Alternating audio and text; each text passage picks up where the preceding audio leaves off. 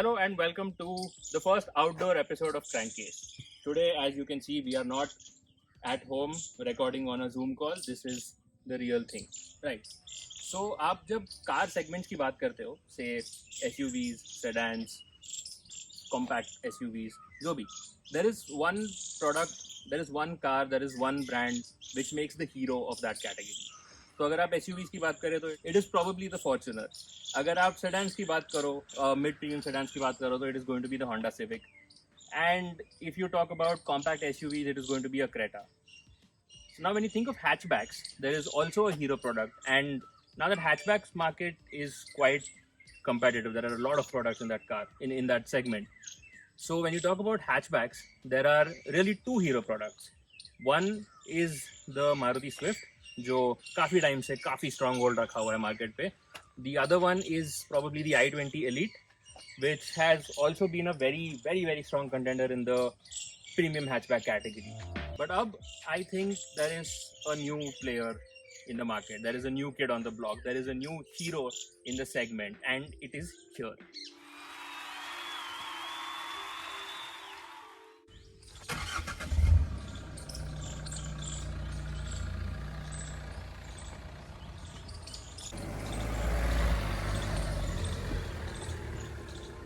The reason I call this a hero is because, to my eyes, it looks better than most other cars in this price bracket. It is priced very similarly to other cars in this range.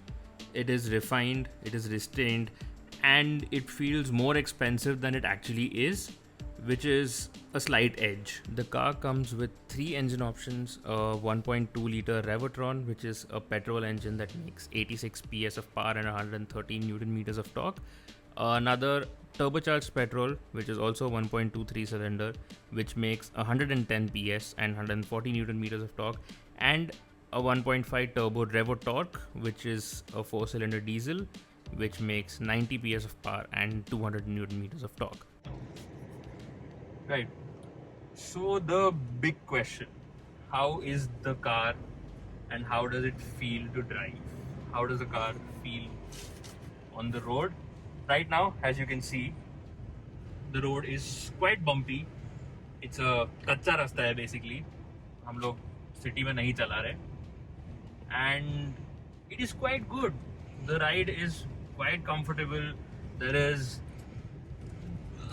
some noise in the cabin, but I don't think it will be a big problem.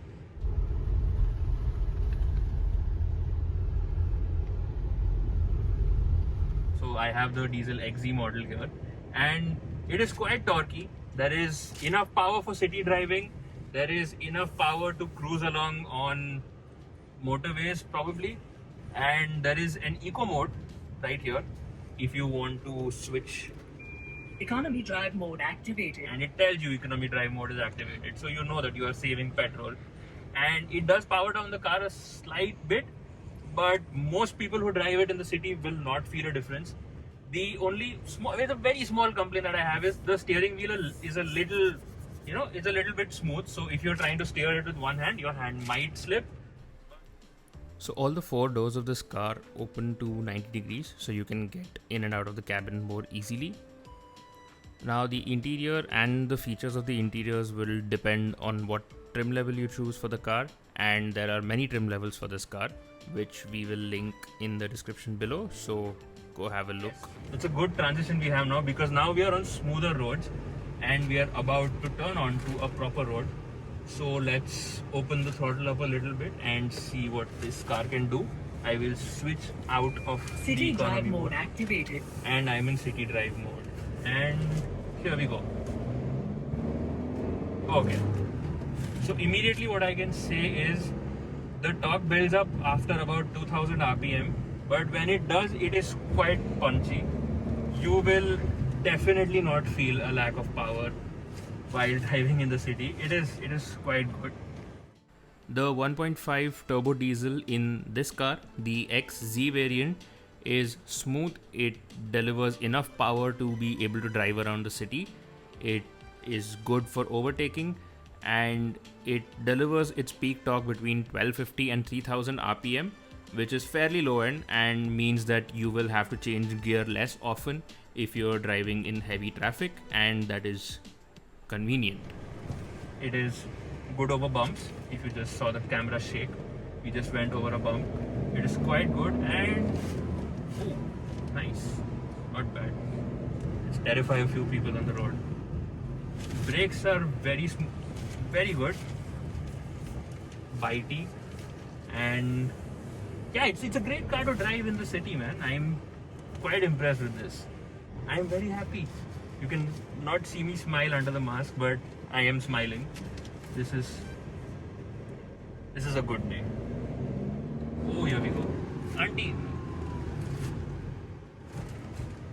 I'd probably not drive this fast on small village roads. Okay, so हम लोग किसी छोटे छोटे गांव में आ गए, and I just wanted to say this car is very maneuverable in in tight spaces. Sorry, cow. This is काफी पतली गली में से कट करते हुए काफी easily. Steering is very light. It's very easy to drive. So if you're not very confident on open roads and in traffic, you won't find this car intimidating. ज़्यादा डर नहीं लगेगा चलाने में, because it is quite easy to drive. It is very, the steering is, I won't say very responsive, but it's quite good. The other thing about this car is it has a very comfortable seating position. So I've been driving this for a while, and I don't think this will be uncomfortable even over long distances. It's quite nice to drive. And speaking of the whole premium hatchback category, this has cruise control, it has automatic headlamps, it has rain sensing wipers, it has this, not the biggest screen, but it is still quite good. I mean, it's fairly close, it is close to your hand, you will be able to reach it very easily. This is an 8-inch display. कितना inch का है पता नहीं, वो voice over कर देंगे. ठीक है.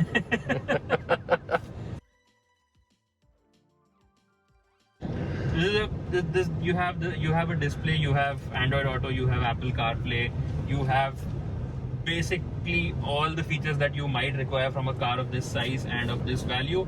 So yeah, coming back to the point again and again, very good value, very good car.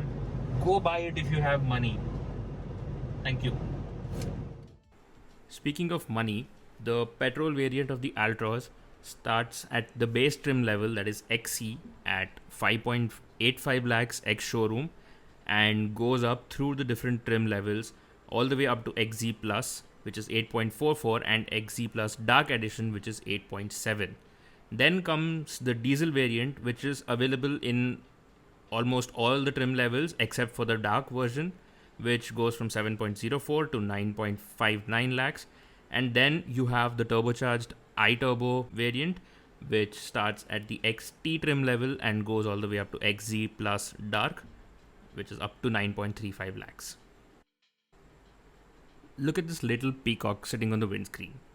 This is not there just for show. This peacock signifies that this car was designed and built in India. If you go inside the cabin and open the decently large glove box, and if you look inside, there, एक और मोर छुपा हुआ है अंदर, to remind you that this car was made in India. So the next thing that I wanted to talk about in this car is the design, because honestly this is probably one of the best looking cars that I've seen recently launched in an Indian market, made by an Indian company and designed and made here in India. And it really is a nice feeling to have a hatchback with a 5-star safety rating and a car that really looks this good. I mean, just look at it. It is one of the best looking cars in this segment, and it is rare to have all of these combined in one package.